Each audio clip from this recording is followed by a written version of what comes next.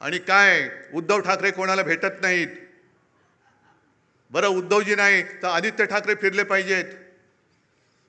मग मी जर कोणाला भेटत नव्हतं तर गदेडा तू निवडून कसा आलास. लोकसभेच्या वेळेला सुद्धा तुमच्या सगळ्यांच्या सोबत प्रत्येक लोकसभेमध्ये किमान 6 ते 10 सभा मी तेव्हा घेतल्या होत्या. 6 ते 10 तेव्हाही निवडून आलेले आहेत.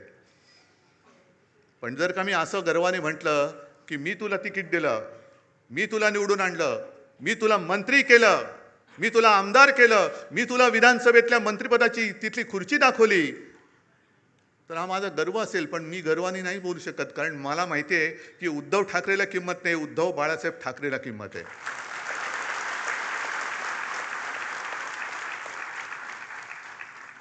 आणि याचं भान मला आहे. मगाशी रामदासबाई म्हणाले बाळासाहेब बघत असतील आणि आशीर्वाद देत असतील. खरं आहे ते. त्यांच्या मनासारखं त्यांचे विचार पुढे नेण्याचं काम आपण करतोय. त्यामुळे त्यांना नक्कीच स्वर्गात देखील आनंद वाटत असेल. हेच आपलं भाग्य आहे, हीच आपल्या कामाची पोचपावती आहे.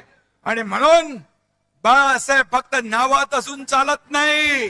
बाळासाहेब तुमच्या मनात, विचारात आणि कामात असावे लागतात. हे जन्मशताब्दी वर्ष आपण अत्यंत बाळासाहेबांच्या आवडत्या उपक्रमाने साजरा करणार आहोत. माझ्या लाडक्या शिवसैनिकांनो, तुम्ही खरे बाळासाहेबांचे वारसदार आहात. रक्ताचं नातं सांगून कोणी वारस होत नाही. 7-12 आपलं नाव लावून कुणाला वारस होता येत नाही. शिवसेना म्हणजे जमिनीचा तुकडा नाही.